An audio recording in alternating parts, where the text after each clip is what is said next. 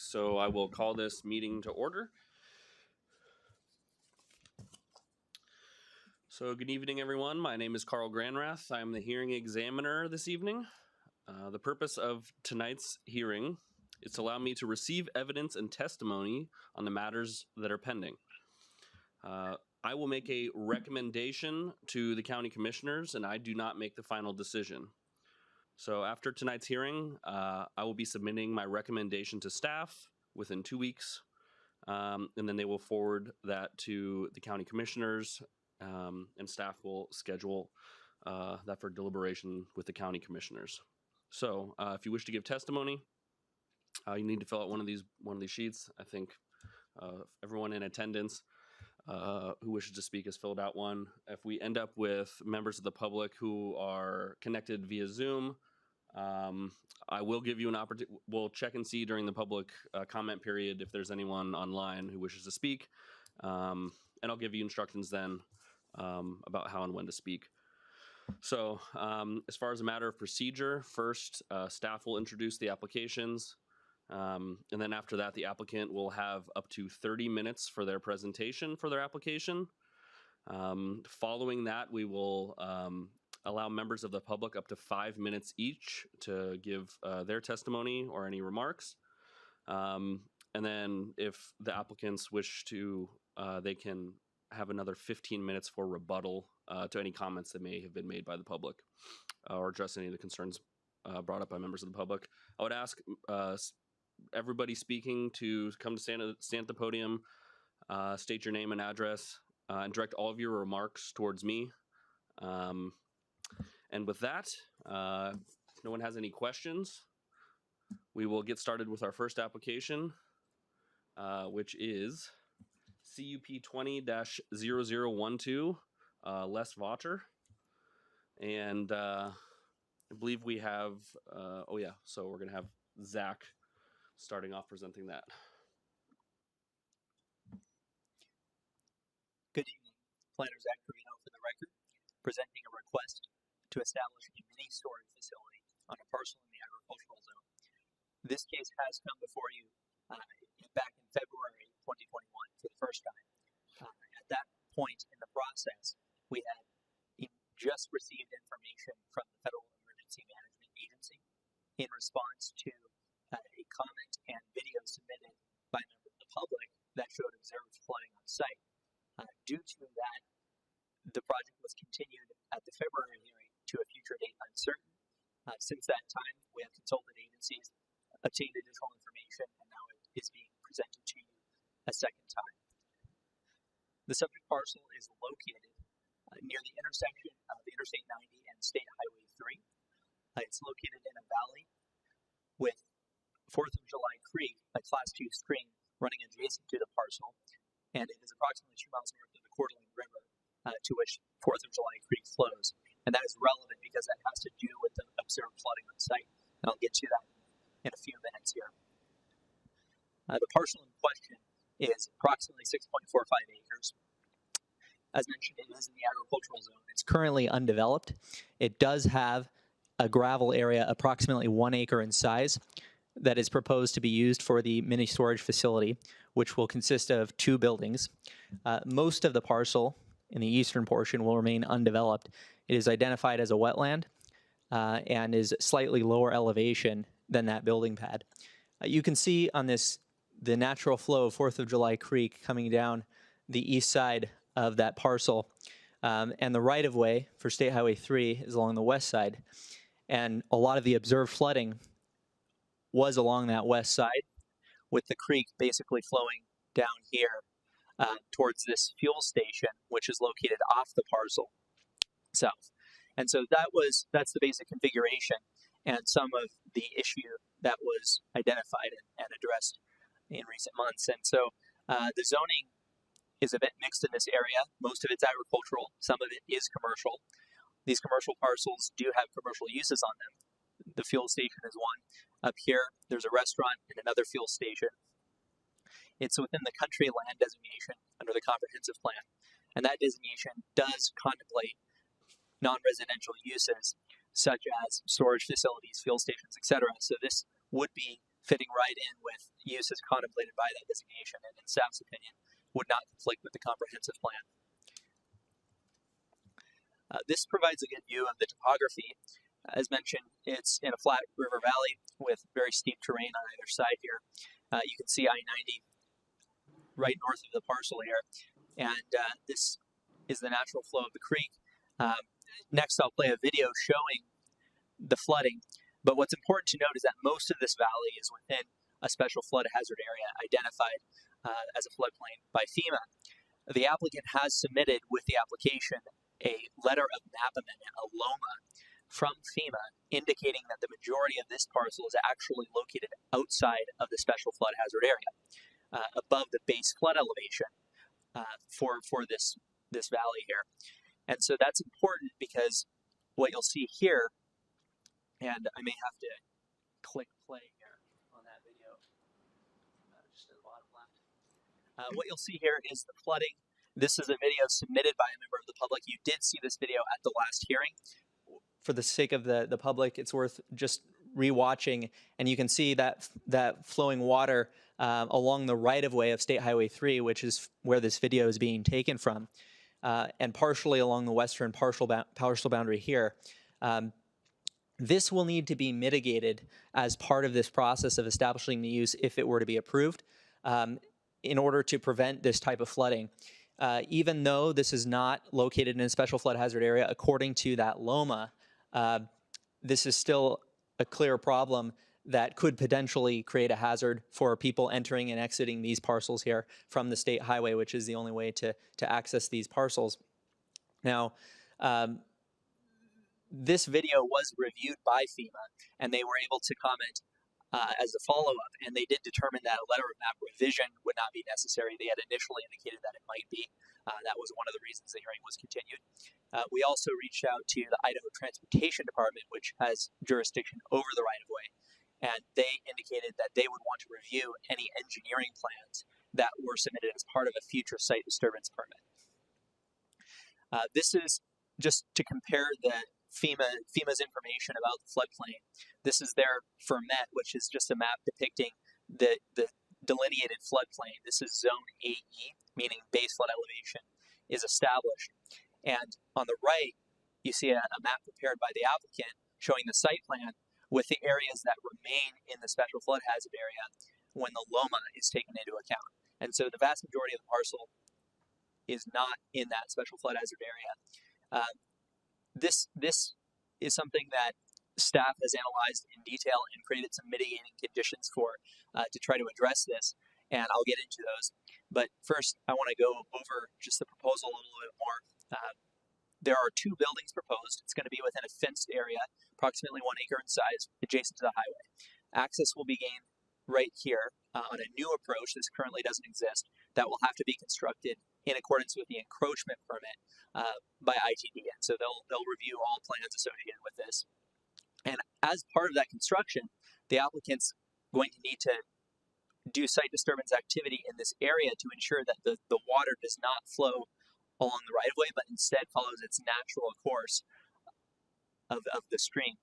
Additionally, worth mentioning, there is a proposal for a frontage buffer of vegetation to help obscure the use from the right-of-way, and as well to obscure it from the nearest adjacent residence, approximately 600 feet to the northeast. North is to the left here.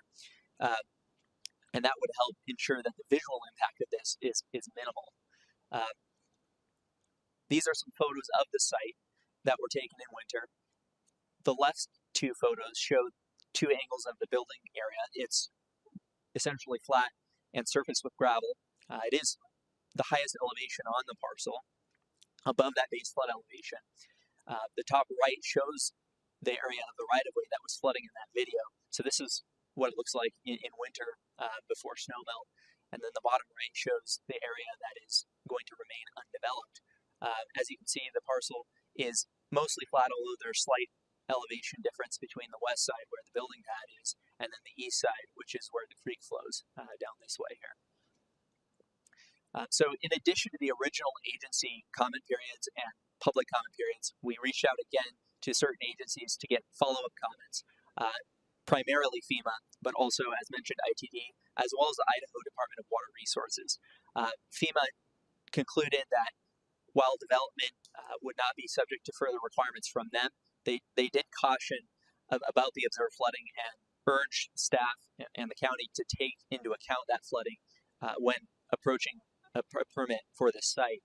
Idaho Department of Water Resources clarified that if the site disturbance work that is going to take place, should the use be approved, involve alteration of 4th of July Creek, a permit would first need to be obtained from them. In conversation with the applicant and in materials that the applicant has submitted in response to this observed flooding, they do not anticipate needing to actually disturb 4th of July Creek. The work would take place outside of the creek on the parcel and potentially in the right-of-way, and that's why ITD would need to review those plans. Public comment, a total of 15 comments were submitted in support, 2 in opposition. The 2 in opposition were from a single individual, 1 for the last hearing and 1 for this one, and that individual submitted that video. The concerns raised include the potential for flooding of the future storage facility, potential for water to be diverted onto that individual's property, which is adjacent, if mitigation measures are not done properly, as well as just general concern over flooding of the entire valley. That individual raised concerns over some past floods that have occurred, in addition to what we saw here. And so staff has taken that concern into account in addition to agency comments when crafting these new conditions that you saw in the staff report for the site disturbance requirements. And so staff feels that with those conditions, safeguards are built into this recommended set of conditions to ensure that these concerns will be mitigated prior to any storage facility commencing operation, which would be crucial to ensuring that the use does not get flooded or that there's a hazard to life or property as part of that. And it also ensures that the agency comments will be met. If ITD is going to be reviewing the site disturbance plans, then we know that they're going to raise any issues that they have or concerns about the specific engineered plans. But first, a decision would need to be made on whether to permit the use to begin with. And so those would be the next steps that the applicant would be held to. And so it's a lot of information that we've received over the course of the last few months, but I'll leave it there for now, and I stand for any questions that you have at this time. Okay. Thanks, Zach. So FEMA basically, and I'll probably end up asking the same questions of the applicant. Sure. They didn't make any specific recommendations or requirements themselves. They just encouraged staff and applicant and local jurisdictions to address the problem themselves. Yes, originally they had thought that there may be a requirement for letter of map revision, and they did encourage staff to work with the applicant and ITD to determine requirements. And so initially they did have action items for us. And when we reached out to those agencies, we followed up with FEMA, sent them the ITD letter that we had received, and they said as their final statement, there is no requirement for a LOMA or a stream alteration permit from the state. They actually retracted some earlier comments, and they said that in light of the video showing flooding from earlier this year, it still indicates that the site may be subject to what we term nuisance flooding, and we urge you to take that into consideration under permit issuance to protect the development being proposed. And so that is what staff use as direction in crafting these conditions. Okay, and that's the anticipated work to be done just to the north of the driveway? Yes, that is correct. If I go back to the site plan, it would take place in this general area where that water is being diverted down along that right of way. So it would be definitely partially on this parcel, and the goal is to divert the natural flow along the natural flow of the creek, and then utilize potentially this area, which is already a wetland, to accommodate that water without having to impact an adjacent parcel, and then also in the right of way necessarily, because a lot of that was in the ITD jurisdiction. Okay, thanks. Thank you. All right, I believe we have the applicant's representative, Scott Brown. Come on up. For the record, Scott Brown, 521 Church Street in Sampling, Idaho. I really don't have a lot to add to that staff report, especially in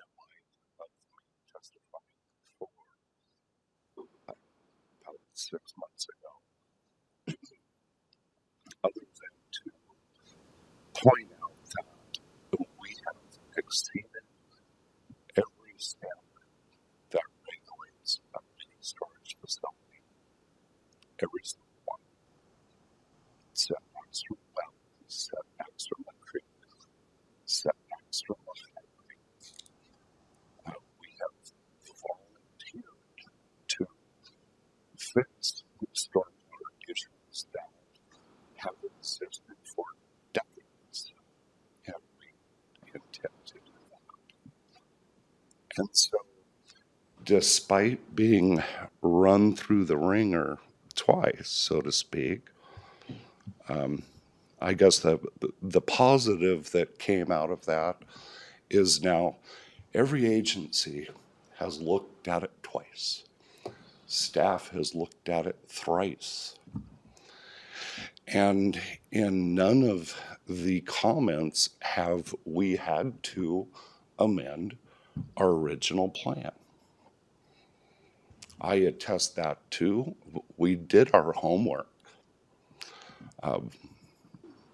We knew very well there was a stormwater runoff issue.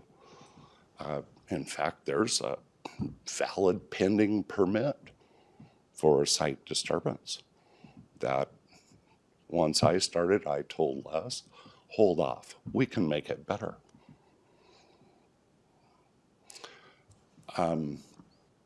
So that video, it was no surprise. It was a very unique storm event that happened the night before that, but it was not a shocking surprise. That's exactly what our site disturbance and stormwater work is going to solve. Exactly what it's going to solve. So that's really all I have. We have exceeded every single standard for a mini storage facility. We did at the time we submitted, and we still do. We agree with staff's recommended conditions of approval. So we are requesting that you recommend approval. And that's all I have, unless you have questions. Yeah, just to reiterate some of that. So, as I got from Zach, went back and forth with FEMA, who basically kicked it back to our local jurisdictional agencies, or I guess state ITD. Has the plan with ITD changed significantly? No. Okay. And we have a valid existing encroachment permit. The standards are still the same. The conditions of approval are still the same. You know, they are still going to review our work in the right of way just as they required in the original permit. So, didn't change. The interesting thing in FEMA's letter, the first FEMA letter that came in, like 2 hours prior to our hearing in February, and that's when the screen was over here, and I remember reading it. It's like, boy, maybe, and it was squishy. Their follow-up letter dated in May, they retracted all of that. So it's in the record. I hope you review it. In fact, their concluding sentence is pretty interesting. They said, we're done. And then a few other choice words in there. It's all in the record. The record is complete. One of the most detailed staff reports I've ever seen in a conditional use permit for a 1 acre mini storage. So that's all I have. Okay. I do not have any more questions for you. But Mr. Valter, you have up to 25 more minutes if you'd like to make any comments yourself. No, I think Scott has addressed it very well. Okay. So I'm going to end the applicant's presentation time.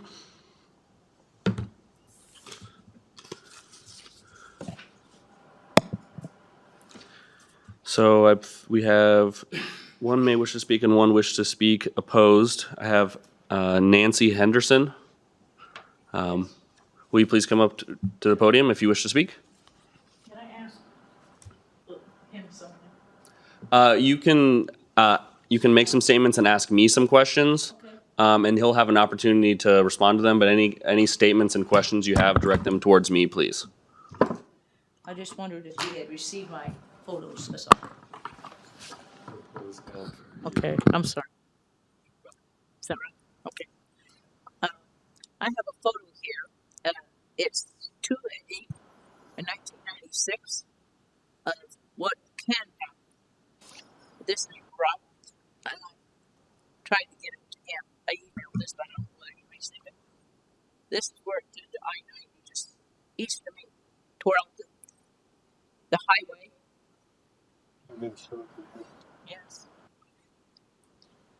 And on top of that,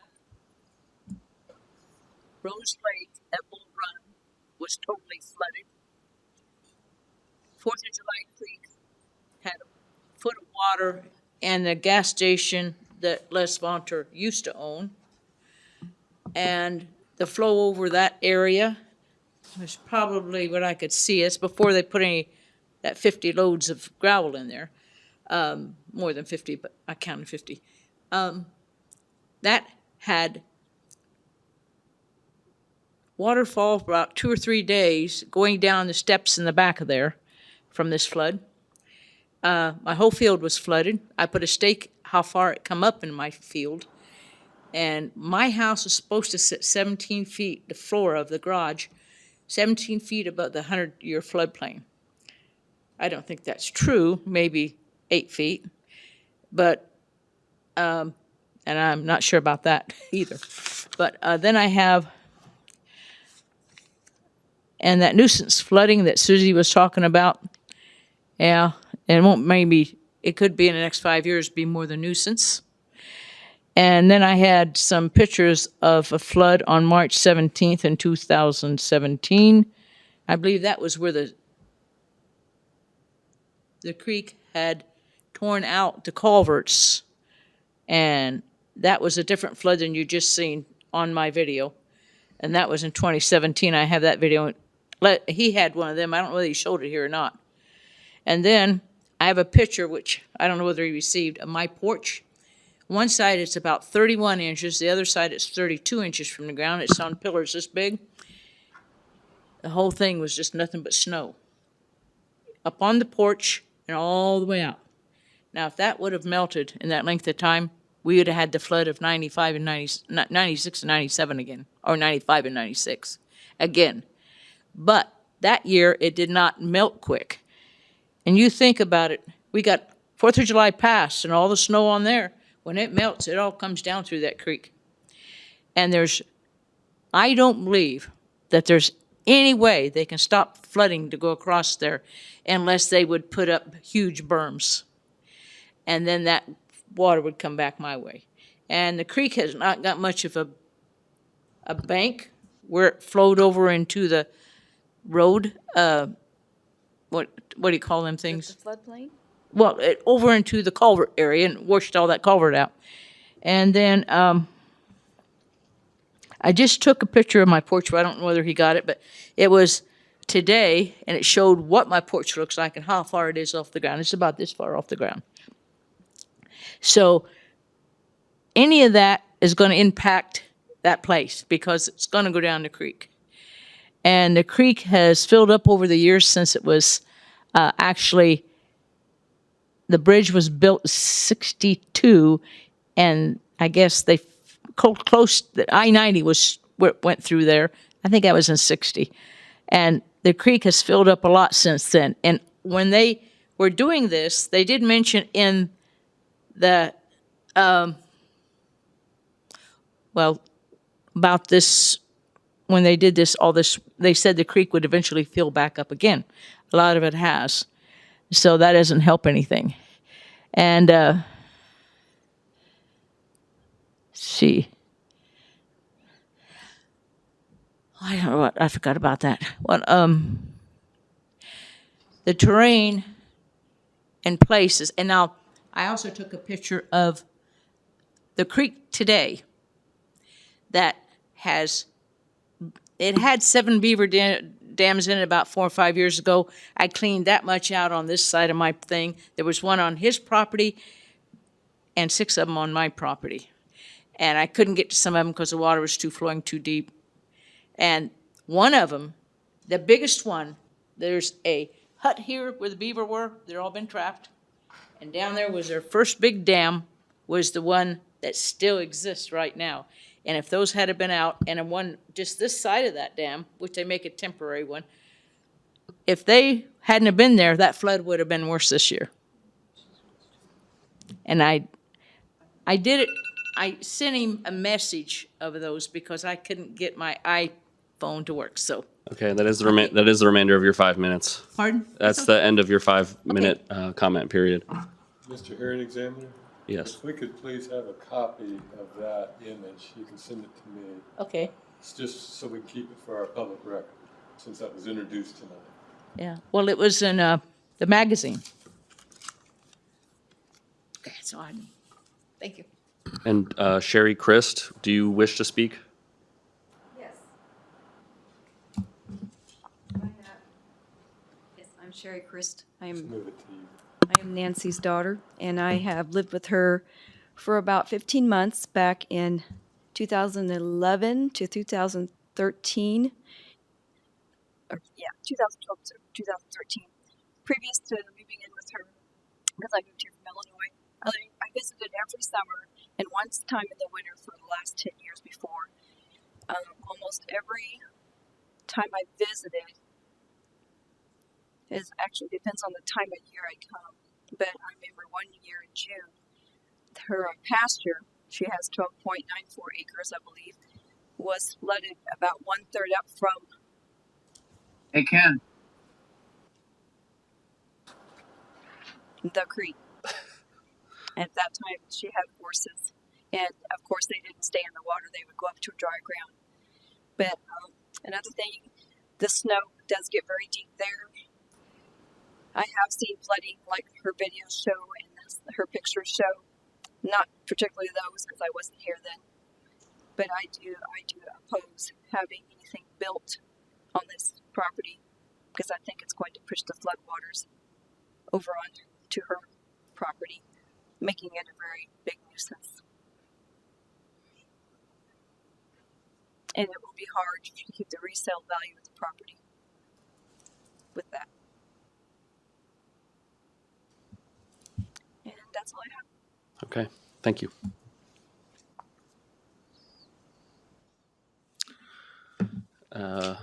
Mr. Brown or Mr. Vodder, would you like any of your 15-minute rebuttal?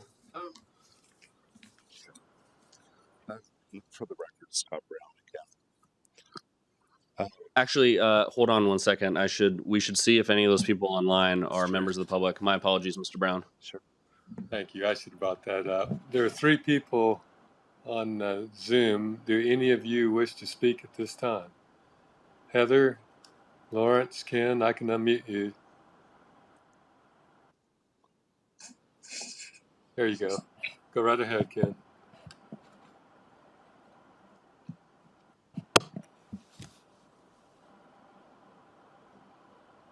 Okay, Apparently muted not. himself again.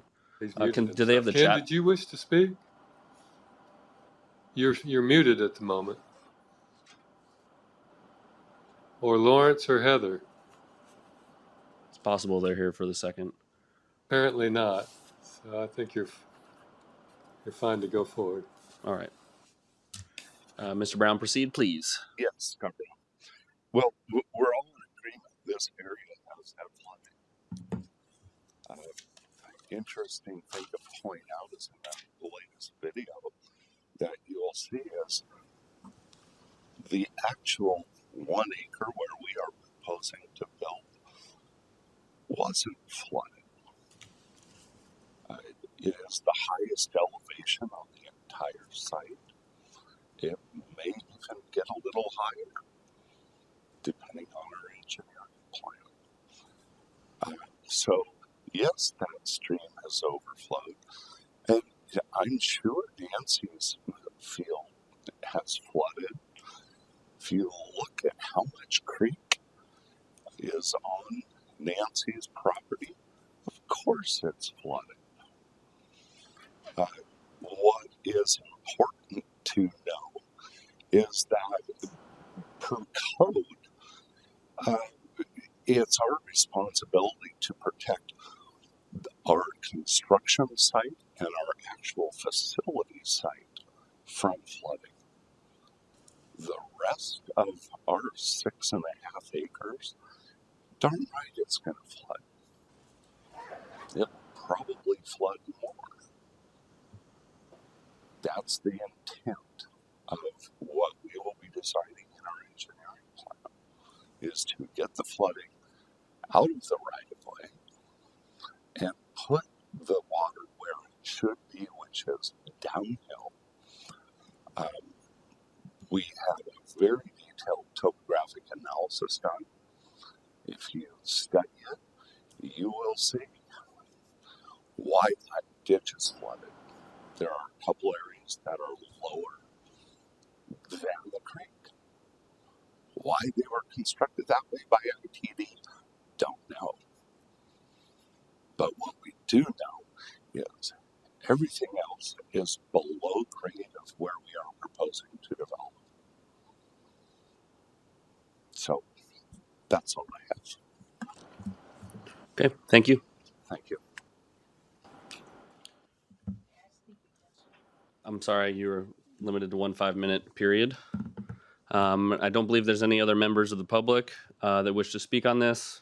Apologies if anyone on Zoom was hoping to remark on this, but with that, at 6:32 p.m., I'm going to close the public hearing for CUP 20-0012.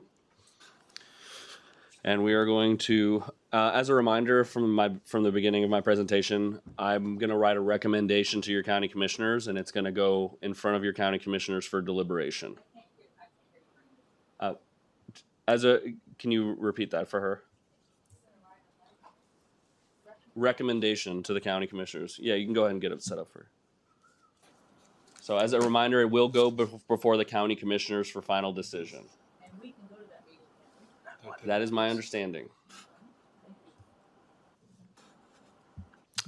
All right, 6:33. I'm gonna open up the public hearing for CUP 21-0002, a request by Stack.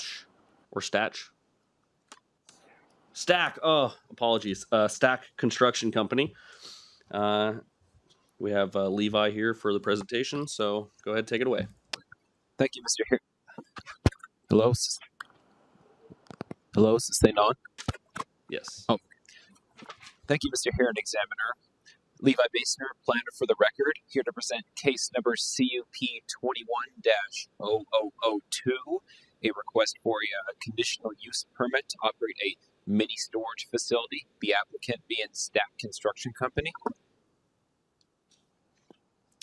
The address of the site is 2555 West Highway 53 and is located approximately 2 miles east of the city of Rathdrum and 1.5 miles west of US Highway 95 on State Highway 53.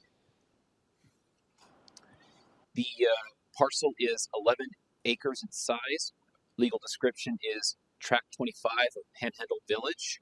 The applicant also owns the 7-acre parcel to the west of the site. That is not part of this proposal.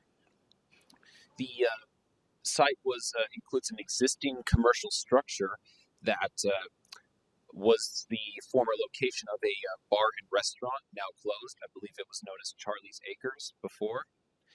And the proposed site of the mini storage comprises roughly 5 acres of the property in that existing clearing area. The zoning of this site is rural, which allows for a conditional use permit with approval which allows for operation of a mini storage facility with approval of a conditional use permit.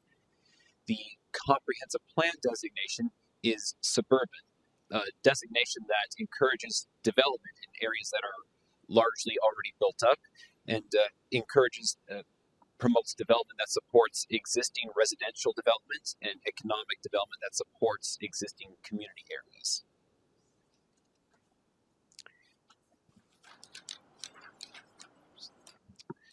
Here's the site plan in question. I apologize, it's a little messy, all the contour lines on here. There are 6 storage unit buildings proposed. And the existing commercial structure right here will be the location of a office space. And the storage facility will have a security fence surrounding it as required per code. And additional landscaping is proposed along the frontage of Highway 53 and Wilkinson Road, where vegetation is lacking. Currently, the site has approaches from both Highway 53 and Wilkinson Road, but the proposal is to eliminate most of those approaches and have a single access from Wilkinson Road. The site will be fenced and have, according to the proposal, 24-hour access with a card lock system, and a manager will be on site for certain hours of the day in the office building there. Here's some. Attention. Hello. Yeah. For members of the public, you will have an opportunity to speak. I will let you know when that opportunity arises. This is the staff's presentation, and after the applicant's presentation, members of the public will be able to comment. Go ahead. Thank you. Here we have some site photos. On the top left corner, that's the front of the existing structure formerly housing the bar and restaurant. Above here is just behind the structure looking north is the location of the proposed mini storage facility. The bottom 2 photos include the frontage on Wilkinson Road. In the bottom left corner, that's the further north along Wilkinson Road. You can see there's a lot of existing trees that provide a natural buffer on a portion of the public road. But further south, there's lacking vegetation, so that is why they're wanting to add additional vegetation to add additional screening from the public road. And you can also tell that the northern portion of the property, which extends past this tree line, is well vegetated and provides, taking into consideration the property to the west, provides ample buffering from properties to the north and to the west. Here are the comments we received from public agencies. Panhandle Health District. I realized I forgot to mention that the existing commercial structure has water provided to it by a community water system known as Panhandle Village Water System, and there is an existing septic and drain field on site providing wastewater treatment. Regarding that, Panhandle Health District has required that the applicant locate and evaluate or replace the existing septic and drain field system, and they'll need to establish wastewater flows within that existing system if it can be kept and utilized. The Kootenai County Building Division has required that a change of use permit be submitted for conversion of the existing commercial structure to an office, and new building permits required for the new structures proposed. Northern Lakes Fire District has indicated that a commercial review for occupancy and access will be necessary, and they'll need to install an on-site water system in the absence of municipal water service to meet the fire flow requirements. Being this is over the Rafton Prairie Aquifer, installation of an on-site water system should be feasible. Lakes Highway District has stated that access will be limited to a single approach from Wilkinson Road, and that they will require a trip generation letter to be submitted to determine whether a more in-depth traffic impact study will be necessary. Idaho Transportation Department, who maintains State Highway 53, has indicated that the existing encroachment permit must be updated to show the change, to reflect the change in access proposed from the state highway, which will be from the adjacent public road instead of the highway itself. Panhandle Village Water District has confirmed that the existing structure has water service provided by the community, but they will not be able to provide fire flow to the site, which is why they will need to install an on-site water system. These conditions can be these requirements can be conditions set during the building permit process. We received 2 comments opposed to this request. One of the comments specifically cited traffic concerns at the intersection of Highway 53 and Wilkinson Road.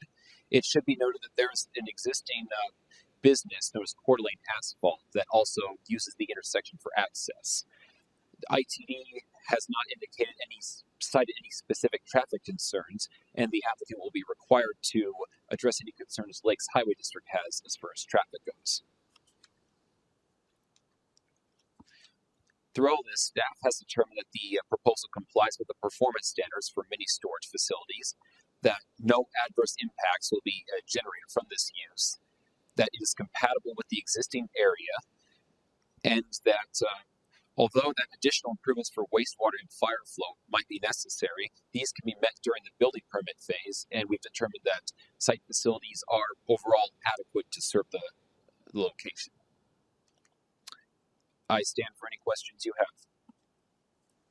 Just a couple of clarifying questions for the site plan. The line on the top that's the lot line. Yes. Okay. At the very top here. And then about how far from the northern lot line is would it be? North. So no, well, you can go back to the picture. Well, the north is to the right in the site plan. No, this is the north. This is facing north is this way. Yeah. Sorry. So I did do the site visit. I'm wondering roughly is that on like a third of the parcel? I'll probably ask. Okay, about half of the parcel. Right. The site, based on my estimate, comprises roughly 5 acres of the 11-acre site. Okay. And I did see the access road will be Wilkinson. I saw the requirement for it to be roughly 330 feet from the highway. And then you're recommending a condition of approval that with ITD to do the trip generation, and they're going to be under the jurisdiction of ITD with regards to traffic or any potential improvements. Correct? Specifically, Lakes Highway District. Lakes Highway requested District. this trip My generation letter. But both ITD and Lakes Highway District have jurisdiction. But Lakes Highway District is the one that specifically requested the trip generation letter, and they'll be able to require that during the building permit or site development phase or site disturbance permit phase. And as I anticipate some of the public comment having to do with transportation, could you explain a trip generation letter, what that process may entail for the applicant? Sure. Based on my understanding, what I've required before, a trip generation letter requires an engineer to prepare a estimate based on the most current traffic models approved by the Association of Highways, or I don't remember the exact organization, but yes, it's a summary based on the use proposed of what the expected trips generated from this new use can be based on those accepted models. And if they need a more in-depth study, that's a traffic impact analysis based on the site-specific considerations. Thank you.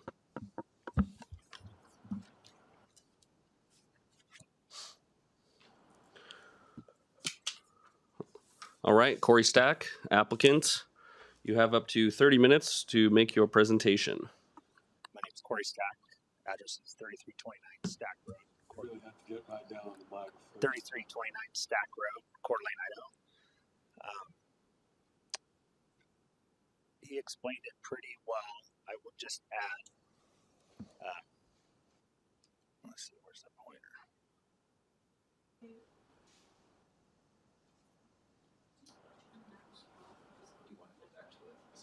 Use one of these. So right now there's an existing approach. Not being caught. Let's try something different. Just hold that. Do I need to push it? When I No, hold it? it's on. Okay. Here, let me give you the example. This is a test. Okay, that works. So right now there's an existing approach off of Highway 53 right here, and then there's another approach right here, which we're going to have to abandon. This photo actually shows some parking here, which will not be there. The new approach will be here, 330 feet off of Highway 53. I know a lot of the question is about traffic and a lot of traffic. I actually own a storage unit in Coeur d'Alene that's a little bit bigger than this one, and in a 24 Can I interrupt? I can't hear this. I'm sorry, virtually online. Okay. You really have to speak like I did. Okay. I apologize for members of the public if you're unable to hear. We will. You want me to start all over? Okay. If you don't mind, you've got up to 30 minutes. So, Yeah. and I know the traffic is going to be a very important concern for. Yeah, so I'm members of the going to public just here. facilitate on the traffic. We're getting rid of these two approaches here off of Highway 53 and the one off of Wilkinson. This is kind of a congested corner, gravel, people park in there and do burnouts and stuff. The new approach is going to be down Wilkinson. It's going to be minimum 330 feet off of the highway. The traffic study, I have a mini storage site in Coeur d'Alene. It's a little bit bigger than this one. And in a 24-hour period, we get roughly 20 to 30 vehicles a day. That's it. So people come store their stuff and they're gone for 1 to 2 months. They come back. They might come in a day here, a day there. There's no traffic at all. All this area up here, we're just going to leave trees. We're going to clean it up a little bit. It's kind of a fire hazard now. I think a long time ago there was a big rock pit in there, so there's some big holes, and it's kind of unbuildable back there in my opinion. That's about it, unless you have any questions. Okay. So you're also, I believe, a recommended condition of approval is to add additional vegetation Yes. buffers We along have to State do- Highway and Wilkerson. Yep, all the way down there. And I would assume they would make us leave this area clear just so you could see the traffic turning. And then we'll have to do a buffer all along there. It'll be landscaped and sprinklered and upkept. Okay. And to reiterate a question I asked staff, this is taking up roughly 1/2 of the lot, so the northern half of the lot will remain Yes. open and. Yeah, we're about halfway here. I mean, it continues up, way up here, so. Okay. And the northern half is pretty much unbuildable, so. It'll remain as it is. We'll thin it out a little bit and clean it up and kind of just let the vegetation grow. And again, you own the neighboring parcel to the west? Yes, there's a 7-acre piece here. I don't have any plans with it. We planted some trees on it, and that's about it. Okay. Yep. That's all the questions I had for you. Thank you. Thank you. All right, with that, we will open it up to members of the public. I'm gonna start with who appears at the top of our screen, and I see the name Lawrence Mulder. Would you like to have up to 5 minutes to comment on this proposal? I'm not sure if you're gonna have to ask to unmute or. I did. Oh, Lawrence, if you want to speak, you'll have to unmute yourself.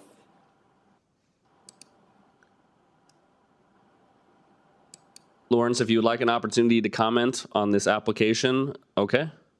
I see. Yes, I would. Can you hear me okay? Yeah, there we go. You have 5 minutes. Hello? Yes, can you hear me? Yes, I can. You have 5 minutes. That's correct. For the record, my name's Lawrence Darren Mulder. I live at 17465 North Wilkinson Road. I am at Plat 52, Panhandle Village. And I am not sure. I'm going to be visiting virtually, but quickly, I do have some questions. And I'm not entirely against this storage facility. However, there is no way that we will accept their entrance and exit on Wilkinson Road. This is a private road. It always has been. Each residence here paid to get it paved. And we were happy. We were just a dead-end dirt road. And the reasons I don't agree with an entrance and an exit on Wilkinson Road is because it does not accept the traffic. And the Charlie's Acres that was previously there has an entrance, an exit, and plenty of room off Highway 53, as well as a large parking area directly on the highway. If you want happy neighbors, we don't want your people coming up and down our road. And I'm not against a low impact storage facility. Can you hear me this far? Yes, you're coming in nice and clear. Okay, very good. And the problem we have with entrance and exits on our road is it doesn't accept it. It's a very small road. It only got paved in 2010. And there's no facilities, no restrooms. We put a big facility in here. Where are people going to go to the bathroom? We don't want them parking on our road. My experience, not everybody, but often this might happen. People that may need to use storage facilities are pretty much the way things are going in community right now. They might have no choice but put their stuff in storage. We don't want them camping out on Wilkinson Road. Okay, and I'm not saying not everybody, but that is, it's a fact of life. And my other questions will be, it's going to be an unmanned 24-hour facility. Okay, well, that means people are living out of their storage. And, people do what they got to do, but not on my road. Because 25, 30 years ago, this was a dead-end dirt road, and it still is. So people that find themselves needing to use storage, their car breaks down, and it's parked on our road, and I'm pretty sure that a couple of my neighbors are on here as well, and they're not going to want cars parked up and down Wilkinson. It's a tiny, small, dead-end road. If we want to put a storage facility on the end, everybody I've talked to, or most people that, or mindset, say that's okay. But as long as they're not coming in and out of our road, because we had to pay to get that paid. And I could go plenty into it with the county assessor, Lakes Highway District. This was a private road. And when they decided to pave it in 2010, they came in and we became the first and only LID in Lakes Highway District, Kootenai County. And that was the last one. They didn't like the idea. They paved every other road up and down Highway 53 or in the area, and they didn't charge you homeowners. But here they did. So there's a lot of people that say, hey, this is our private road. Well, when they paved it, suddenly it was double jeopardy, a double-edged sword, because I'm sorry, I'm going to have to cut you. Automatically, not only did our property. I'm sorry, I'm going to have to cut you off your 5. Now we're on an improved road. Lawrence, I'm going to mute you because you're out of time. Lawrence, I'm sorry to interrupt you, but your 5 minutes has expired. And for the sake of everybody's time involved here, we do limit members of the public to 5 minutes. I apologize for that. Okay, I guess I cut him off again. Yeah, I'm sorry about that. Your 5 minutes is up. We have to move on to the next member of the public. I believe I see. What you didn't hear? We heard everything you said. I need to cut you off now. Okay, thank you. I see a Heather Dominion or Damin something. I don't see the rest of the last name. Heather, do you wish to speak? Come on, Heather. All right. Yes, I do. Can you hear me? Yes, I can, and you have 5 minutes. Okay. My name is Heather Dominic. I live at 17405 North Wilkinson Road. My concern is exactly as his is.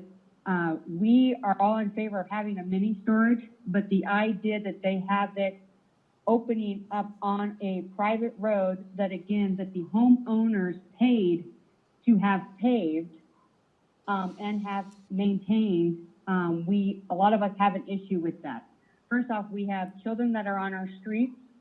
The school bus goes down there and turns around. Like you said, it's a dead-end street. We don't want traffic up and down because then that brings in security issues for our property. Also, there's already an entrance on 53 going to that property.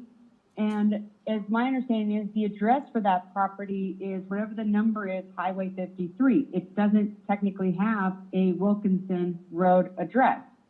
Charlie's Acres didn't have a Wilkinson Road address. It had a Highway 53 address. So they did build an entrance on 53 to that area. And I think it should stay that way in order for the property owners to feel safe with our property not being vandalized in any way. Also keeping the children that we have safe. The school bus would be safe still coming up and down the street. And like he said, that's really like a 2-lane road. And we could see some issues there.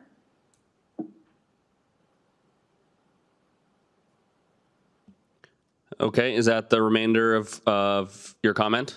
That's all that that's my only comment is, like I said, it is a private road and it was paid for by the homeowners and it is maintained by the homeowners. So that's the issue. And with the children in the school bus and the security of our properties, I don't think it's beneficial for it to have an opening on our road. Okay, thank you. And I believe we have someone named Ken connected. Ken, would you like to speak? Yeah, I'm here. All right, you have 5 minutes. Hey, so I'm probably Please state your name and address. Several questions because they're going to need to be answered. I'm directly across the street. Ken, sir. 7266. Oh, okay. And I look at this entire thing literally out all of my house windows.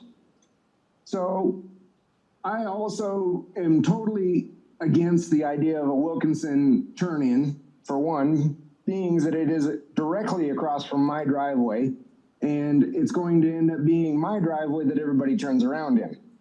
So neither here nor there, that's my subject on that.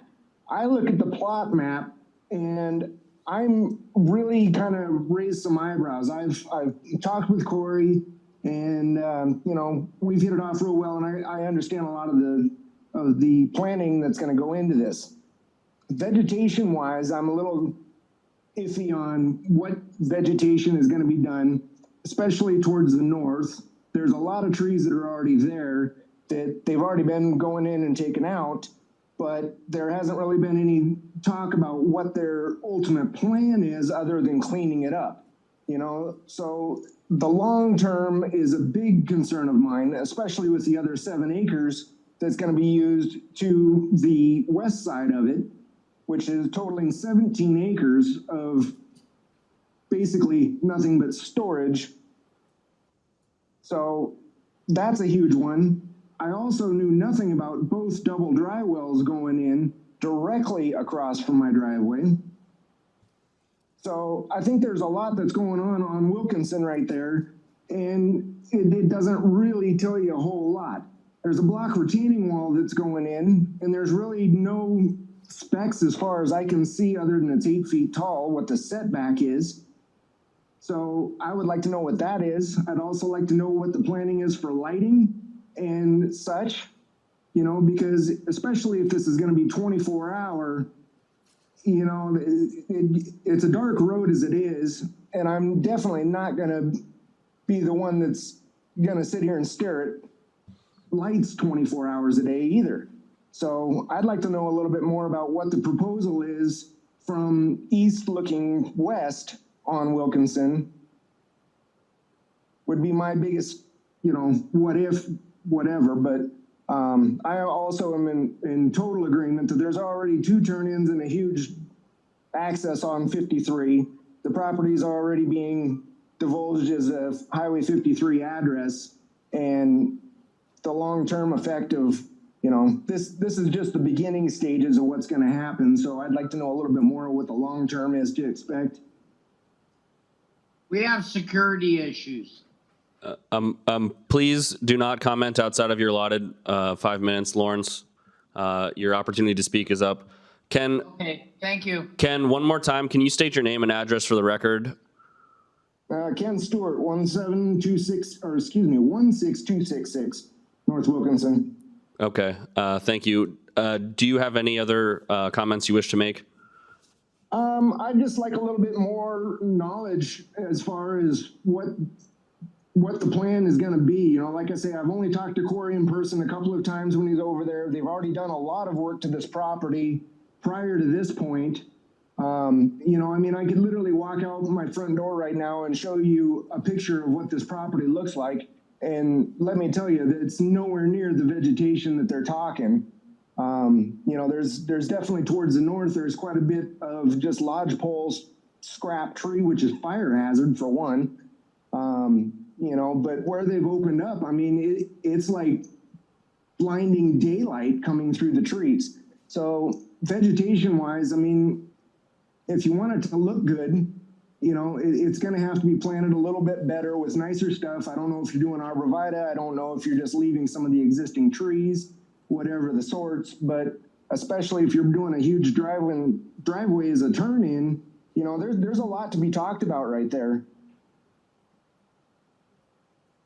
Okay, and I will just say that the applicant will have up to 15 minutes to make any remarks following this.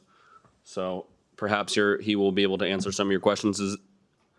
If that's the end of your comment, sir, then I will now allow the applicant 15 minutes to answer any questions, any rebuttal remarks. And I may have a question or two for you, but you go ahead and go first. Thank you.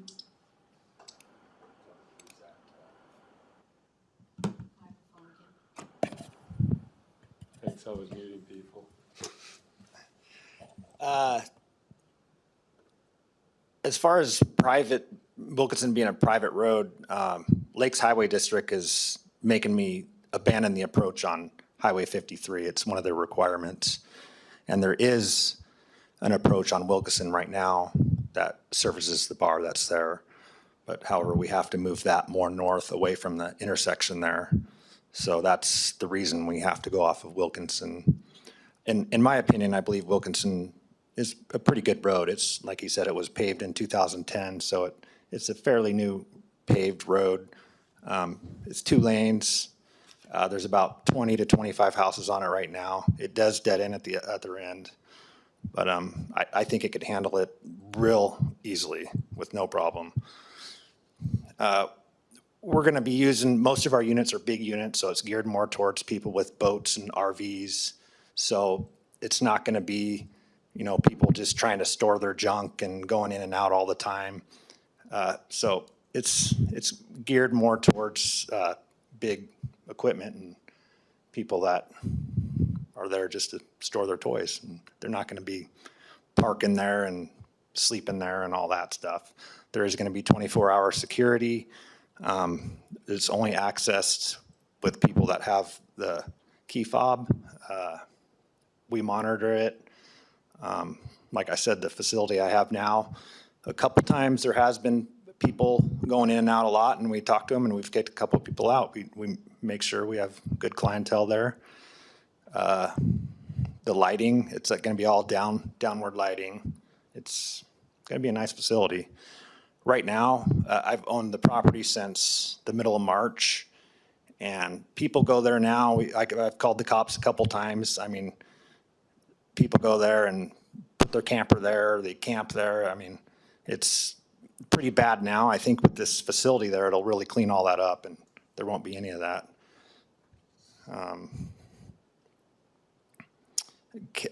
In regards to Ken's quite a bit more north of where the facility is. How do I get the overlay of it? Oh, yeah, I have to screen share again.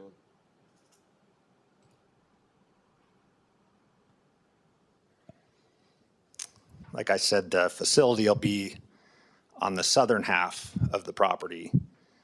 Ken's driveway is quite a bit north. Actually, not that one. That's less Foster. Screen share. There. There it is. Slides. We can. Oh, right there. So the facility will be, this is all cleared. All these trees are here. It's just like Ken said, it's a fire hazard. A lot of lodgepole pine, it's all in there. We did come in here, we cleaned up some of these trees along here and here. Ken's driveway is right here. Here's the bar, and this is where the new approach will be. So as you can see, Ken's not gonna be looking right into it. He's gonna keep the same view he has.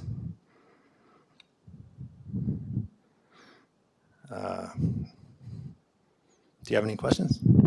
I want to ask about the approach off the highway. Did you initially propose to maintain access to the Highway 53? Or I went in there and talked to them, and they said they want it up here. And then when I submitted for the CUP, they said this had to be abandoned.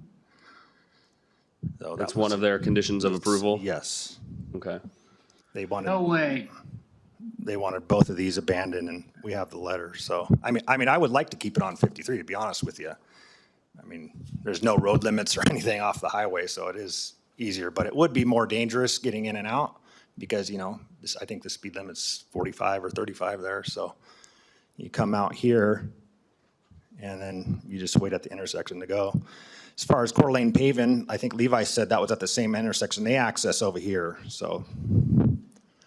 Mr. Hearing Examiner, if you'd like, I have a copy of Lakes Highway District's letter, if you would like to review it now. I believe I did. I just wanted to make sure that was for the record and as well as for the members of the public in attendance. And I believe Lakes Highway maintains Wilkinson. They plow it and all that. That was going to be my other questions. What's your understanding of Wilkinson Road? Do you pay regular? I don't pay anything for maintenance. I just pay my normal taxes. Like I said, I own the properties just since March, so nothing has came up to me as far as, you know, like an HOA fee maintaining the road or anything. I mean, I'm sure it would have come across since I do own, you know, all this frontage here. Okay.